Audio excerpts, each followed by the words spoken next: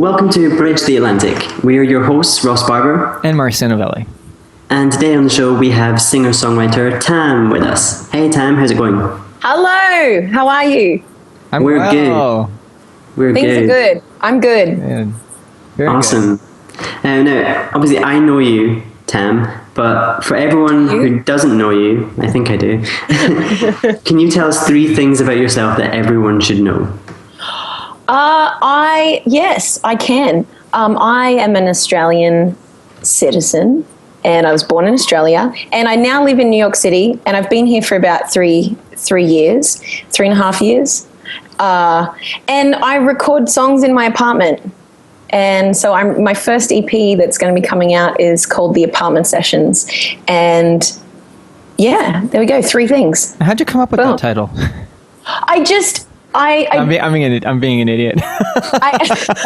I was like, it just came. It just came. So obviously you live in New York now. Mm-hmm. From Brisbane, right? Am I right? Yeah, I grew up on the Sunshine Coast. I went to school on the Gold. Like I went to university on the Gold Coast, and then I moved to Brisbane, and I was there for 5 years. And then I lived in London. I did like a little 6-month stint in London. And then I came to New York in June 2011, which is a long time ago now. Yeah, it's quite a while ago. So out of the 3, where do you prefer? Or is that a tough question?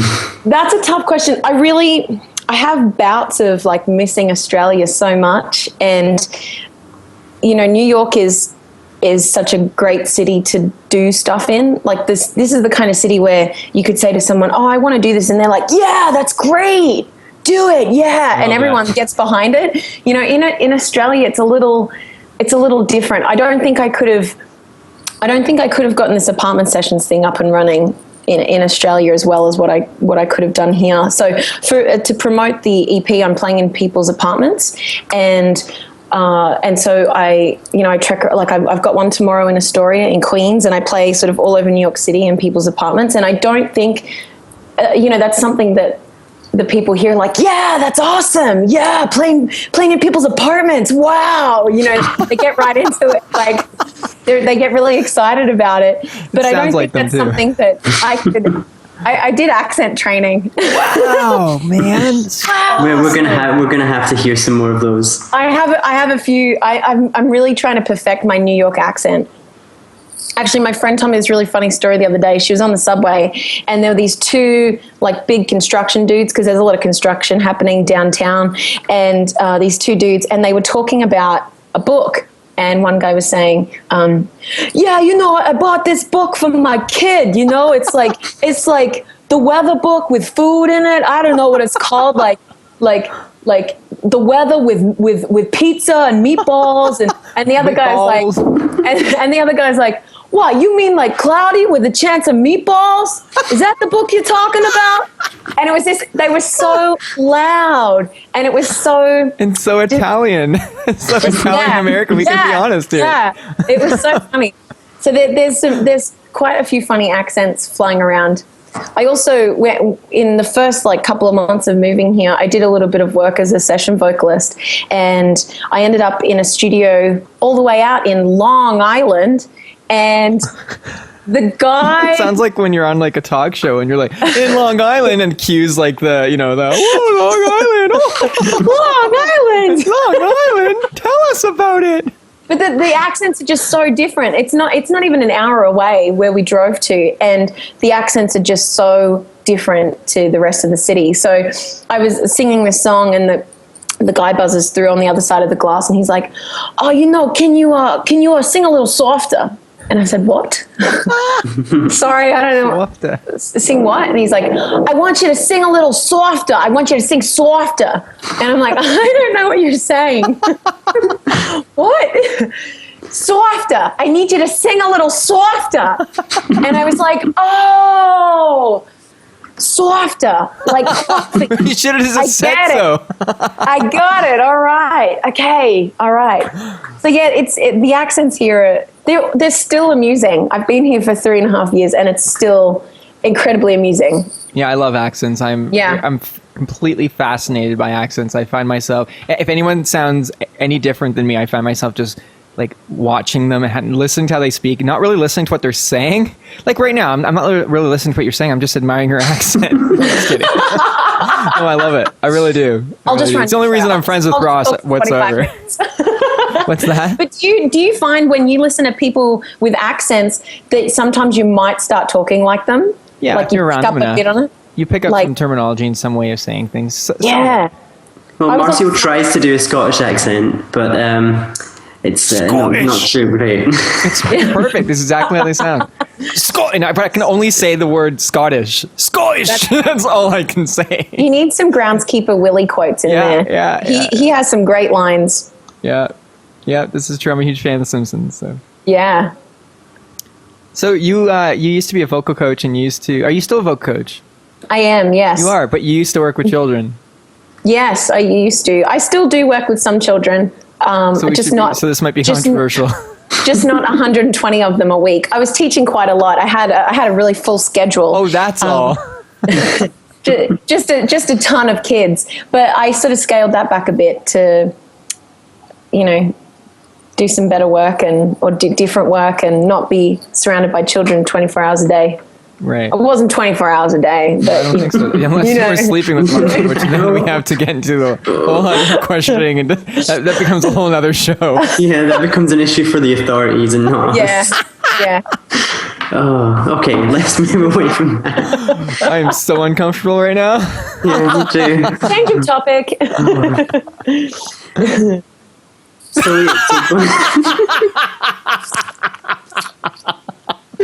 Wow. Wow, this is great. So what did you guys have for breakfast today? I've not even eaten today. Oh no, I had toast. That's a lie. I've had toast. I'm having dinner in like 10 minutes. That my wife made me before she left for school because she's. What did she make you? Homemade oatmeal. She made it for my son and I. So good with real banana chopped up in it. And, oh man, how good is food? Food is good. Food is awesome. I think we should just talk about food. That sounds great. Yeah. Done. So speaking of food, I'm actually thinking about, because the thing in New York is like food is like such a hot thing, like cronuts came out in New York about 6 months ago, and people would line up at 5 a.m. at the bakery to try these cronuts. They're like croissant donuts. I never tried one, but apparently they're fantastic. And like homemade crafted ice cream is a thing here now, and cupcakes are obviously like they've been around now for a couple of years, but they're food trends in New York. And I'm going to jump on the food trend and I'm going to start making scones. Boom. There it is. You should. Yeah. Scones are awesome. And I think scones are Scottish, actually. I think they originated from Scotland. I think they did, actually. I was trying to do my research so I could talk more about scones than anyone, but Ross, you just topped me. So. Well, you didn't do much research then. So much. That's the name of this show. Talking scones for like 10 seconds with Tam. I would have bought scones. You could write like a one-page book on scones. They wouldn't even go that far. Look, I'd say I'll do the forward, and that'll take up half the page. If you print out the wiki page, it's probably 2 pages. So I think we can't skint on that. I reckon we could go 2. I have a lot to say about scones. So speaking of scones, will you be baking any of them and handing them out when you start playing some more house shows and rooftops in support of the Apartment Sessions EP? Probably not, but By the way, that was called a segue. That's a great segue. You did really you see good. What I did there? You're so talented, man. Oh wow! Well, your name should be talent, not sexy. I don't know how to feel about that. That was the best backhanded comment I think I've ever gotten. You're welcome. No, I was actually talking with a couple of my friends in the music industry about what they do for merch, because it seems to be, unless you're a heavy metal band, you can't really do hoodies and t-shirts and the usual like beer. What do you call those things? The beer mugs, the stubbies. And things like that, that's an Australian word. I don't know. Do you guys know that word? Which word? Stubbies. Stubbies? Yeah, they're like, it's a stubby cooler. So your beer is a stubby, and I don't know if they call them in America, or what do they call them in Canada? Well, in Canada, stubby.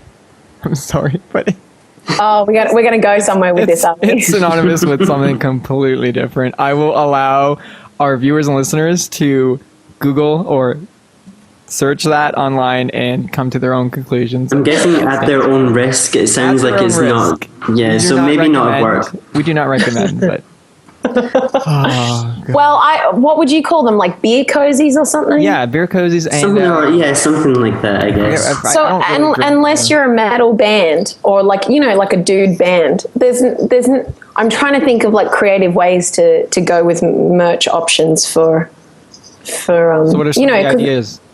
Well, I'm looking at what a couple of people are doing, and they're doing like jewelry, or they're making like they're making things, or they're making like paper with their lyrics on it and things like that. Like there's a lot of I'm still researching it. I think you can get away with hoodies. I think you could do like t-shirts and hoodies. Like I'm not a metal. I love metal and I love all different types of music, but I mean I'm a singer-songwriter and I do hoodies and stuff and it works and shirts. You can get away with that. You can probably even get away with undies and stuff like that. I know it sounds funny, but people have asked for that before. It's really no one says undies in the States. I love that word. Undies, panties. Panties sounds a little naughtier. Panties. It does sound a little bit. Actually, could you say panties, Ross, for me, please? No, I'm just do it with your accent of me wonder. Can you do it? Well, panties? Yeah. You held back. Tam, let's hear you say it. Panties. Okay, so that's going to be our advertisement for this episode. We're all just going to say panties, panties, panties, and be like, make sure you check out the interview. It's sex sells. That's it. Yeah, it's really cool. No, obviously, I don't think you can get away with beer cozies, though. But saying that, you do mention beer in One Day I'll Come Home, so you could maybe get away with it. I could. Maybe I could put... Because in the song I'm having a beer with my dad, so maybe I could put like a picture of my dad's face or something. That's cool. Maybe. Or one day I come home on the cozy. One day I'll come home with the picture of your dad's face. I know I know you're joking, but actually things like that are kind of cool. Things I was thinking I could do like a travel journal. Like I could design like some stationery and do a travel journal with like One Day I'll Come Home, and then sort of design like a really cool little cute pages and things, and sell like a diary or a travel journal or something. Yeah, why not? I think a lot of the people that I meet at shows and stuff in New York, they're not from New York. Like they're not New Yorkers. They're from all over the place. Everybody that I meet here is from somewhere else, and everybody that I meet has traveled. It's such a melting pot here. Everyone is just from somewhere. Los Angeles, that's like Toronto, a lot of the main cities. Like all the kind of big cities, like London. Like if you go to London, you'll probably not meet many people that are from London. Yeah. Like that's what I found whenever I've been down there. It's like everyone you come across is from somewhere else. It's kind of hard to find someone that's like born and raised there. Yeah. It's kind of strange, but I like it. It makes it interesting. So you just released a new video for One Day I'll Come Home, and that was a collaborative effort with Greg Daniels. For the Australian Community Creative Challenge for Australians in New York. Wow. That's wonderful. That is a mouthful. A long title. Mm-hmm. Yeah. Which kind of sucks with the 140 character limit in Twitter.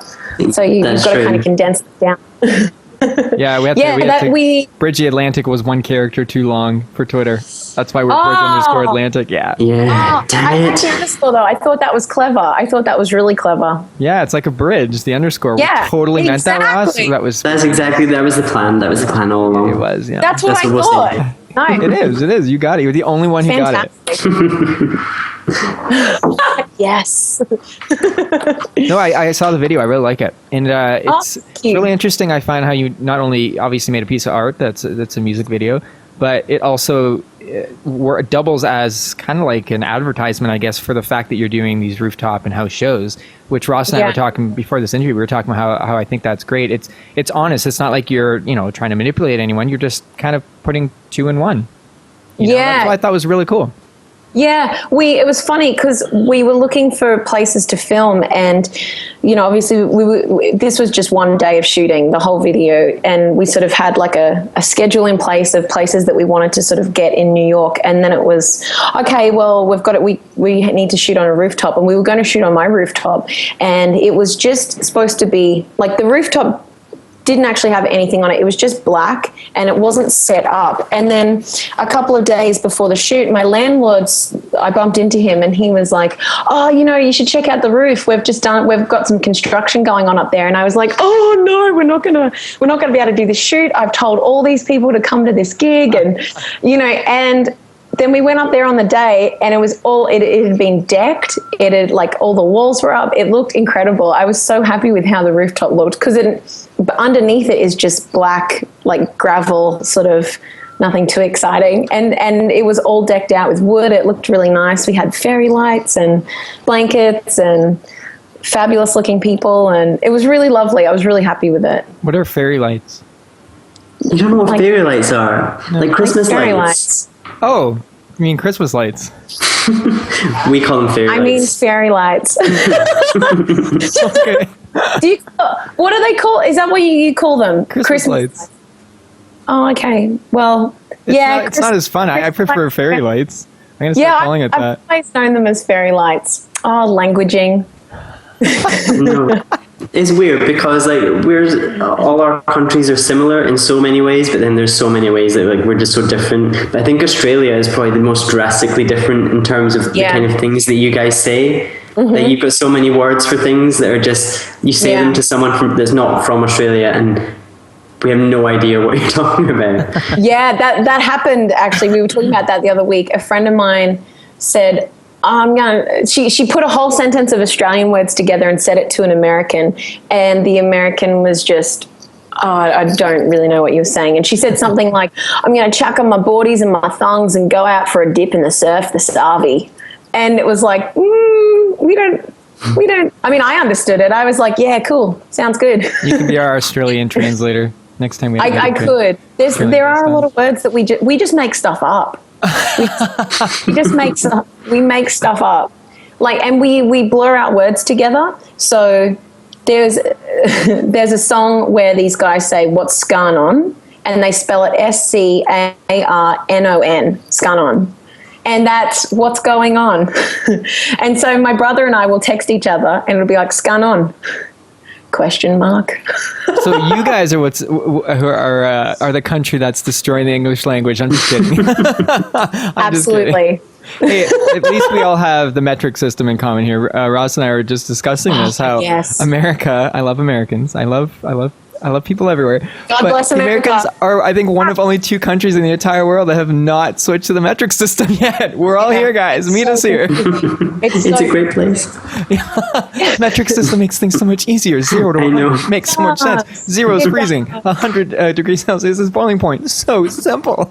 I know the looks that I get when I say, oh yeah, it was such a hot day, like 36 degrees. And they're like, like, it must be freezing in Canada. Yeah, they're so confused. It makes so much sense. Millimeters, centimeters, meters, kilometer. It just all adds up. It's denominations of 10 and 100 and 1,000. Oh, it just makes so much sense. I know it so really does. Yeah. Maybe this whole podcast should be dedicated to pledging to America to change the metric system. Yes.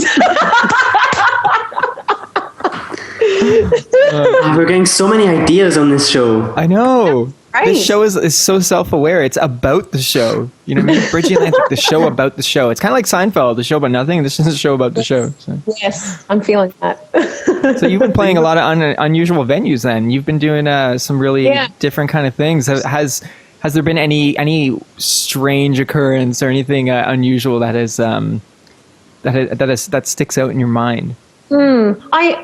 Not really. I mean, I've only been doing this for maybe 2 months. I played in an apartment on the Upper West Side. I played in a backyard in Brooklyn a couple of weeks ago. I'm playing in a store. 2 polar opposites. Totally. I mean, I'm playing in front of different people, which is really nice. And I guess I just really enjoy like the intimacy of playing in someone's house as opposed to, being at a bar where you sort of, you know, like the next band, like the places that you usually play, you know, you do your 45-minute set, you've got 15 minutes to sort it out, and then the next band is on. Yeah. You know, so you don't really have time to like talk to people or get to know people or, you know, hear about where they're from. And I really like the idea of going to someone's house and playing, because you can do all that in, you know, in a gig, and it's just way more intimate, you know.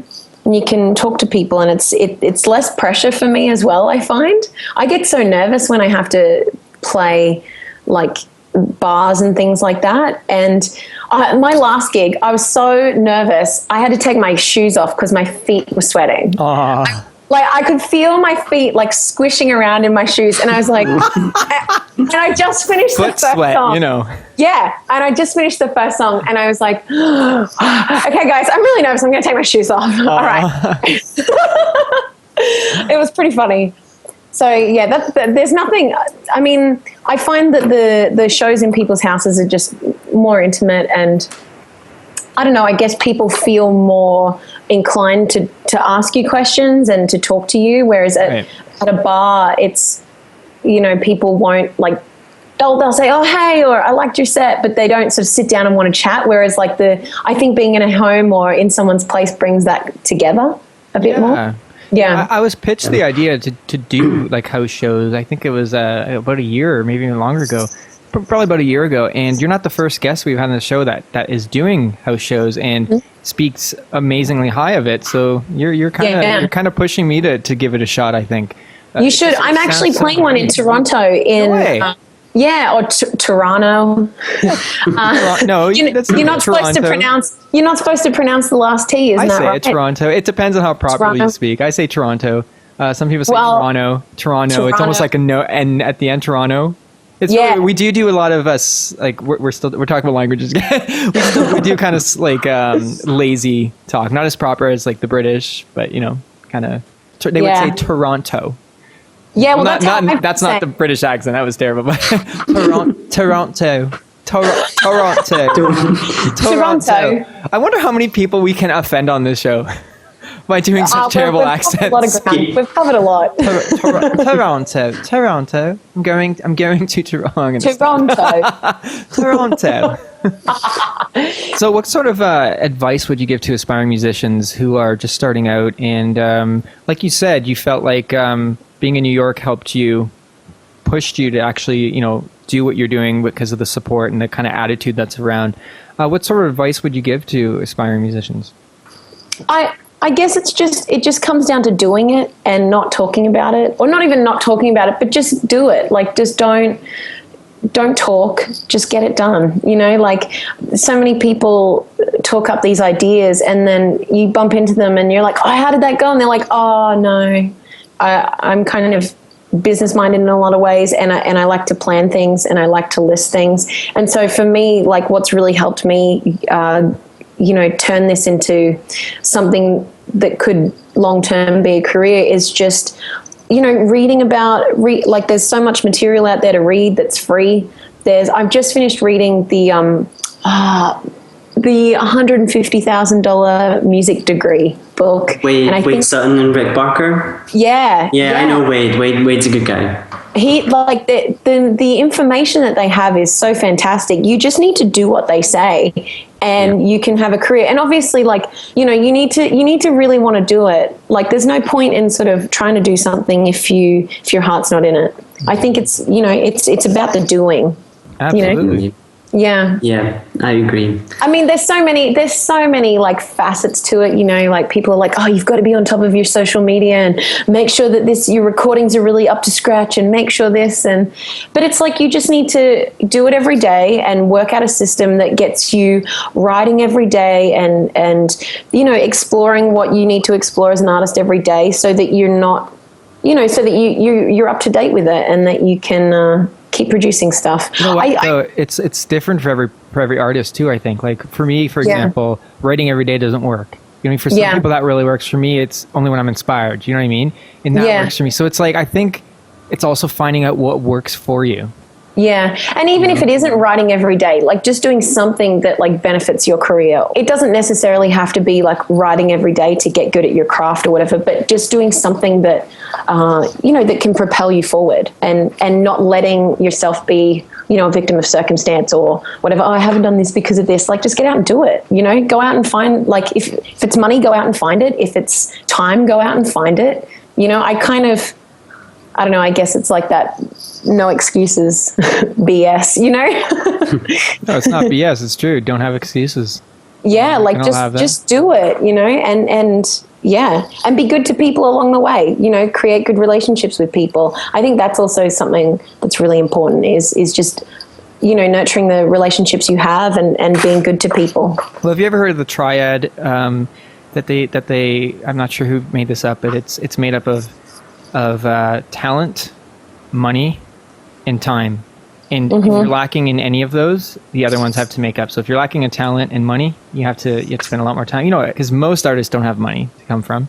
You can't use that excuse. But you can't. Like, if you can't get booked for a show, do your own shows. Like, go play in people's apartments, or there's no excuse for not having the resources that you need. The internet makes the world so much smaller, and everything is so much more accessible than even 10 years ago when I started. I did my degree in popular music, and when I started, like, there was no Twitter, there was no, like, we were just getting over MySpace and the internet, and I don't even think there was a MySpace when I started.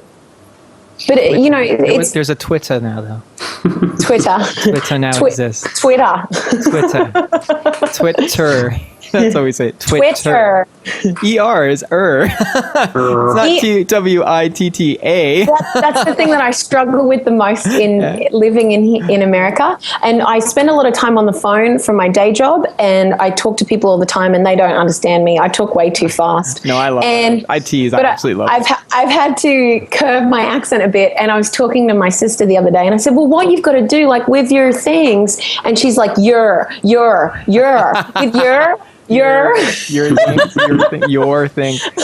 I say your. I'm like, with you, and then I was like, okay, so what you do with your things, and then I've got to, like, change my accent completely to sound way more Australian, so that my sister won't sledge me about my about the little inflections that I pick up in America. God bless America. So, are you ready for 20 questions? Oh, sure. I mean, no, not really. No, but okay. No one's ever ready. Everyone's like uncomfortable. Like, okay. What kind of questions? Like, are these like? Well, you'll just have to see, Tam. Game of Jeopardy, or should I have read books? You should probably have done research and brushed up on your physics. Particularly, you should have read some Albert Einstein, because we're going to be asking some stuff about quantum mechanics and quantum physics. I'm just kidding. Well, ready to go, Russ? Are you ready? There is one very important question that comes up, so you have to be very careful how you answer it. I'm not going to say any more. You'll know it when it comes. Ready, set, go. Okay. Coffee or tea? Oh, coffee all the way. Ooh. Meat or veggies? Meat. CD or vinyl? Oh, digital. No, okay, vinyl. You're such a rebel. Summer or winter? Winter. Friends or Frasier? Friends or what? Frasier. Oh, Friends. Can't understand your accent. I'm just kidding. I'm just tying it in. Twitter or Facebook? Twitter, all the way. Twitter. Melody or rhythm? Rhythm. Neighbors or Home and Away? Home and Away. Indie or major? Indie. Rain or shine?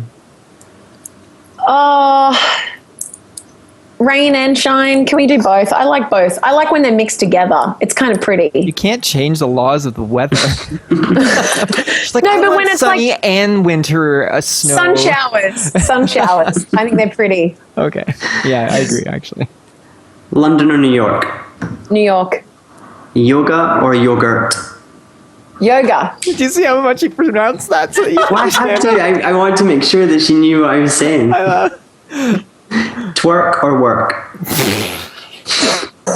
Twerk.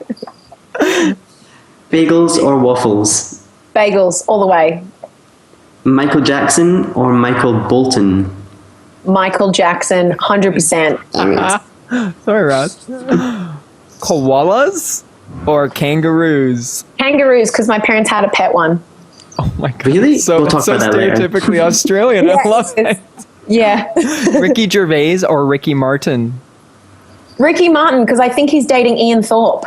Oh, cool! I don't know. Who I that read is. like I don't know who that is either. he's an Australian swimmer, and he spent most of his career being not being out. And apparently he's come out, and apparently he's dating Ricky Martin. So That's he's just in his house a lot. You mean like he uses film? Yeah. What do you mean by like out? I don't understand. You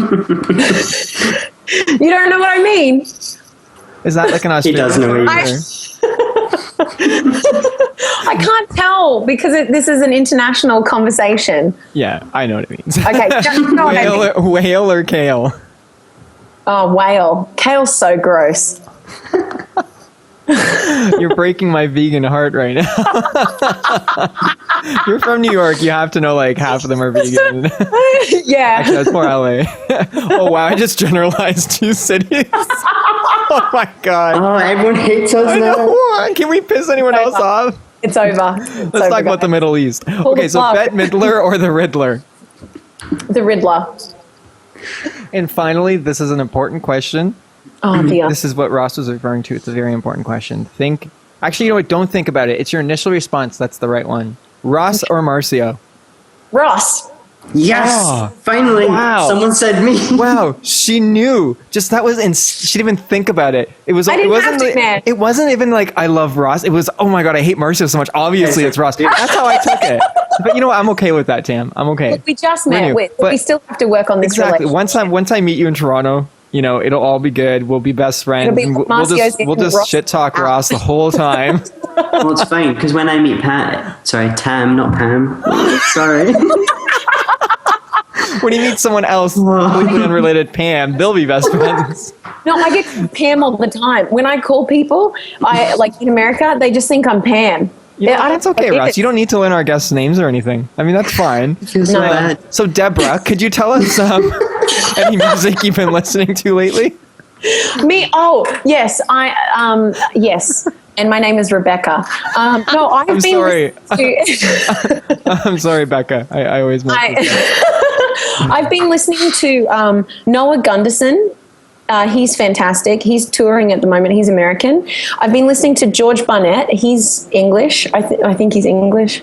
He's from the UK. We'll generalize a bit there. And I really love Keaton Henson, and I think he's also from London, and his music is just beautiful. I listen to a lot more boy singer-songwriters than girl singer-songwriters. You're sexist. You are. You're a female sexist. That's Absolutely. opposite sexist. You love men but hate women. Yeah. This is no, I this is- don't know. Okay. I mean, I do like a lot of female. I mean, I really like Ingrid Michaelson. I think she's lovely.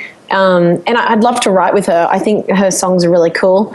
But I don't know. For some reason, I've just been digging the dudes. Like Keaton Henson's music's just so lovely. And Noah Gunderson is a great storyteller. Headline of the show: Digging Dudes with Tam Hansen. It's Rebecca. So sort that out. I'm sorry, No, it's Deborah. Deborah. It's Deborah. How many I thought it names? was Pam.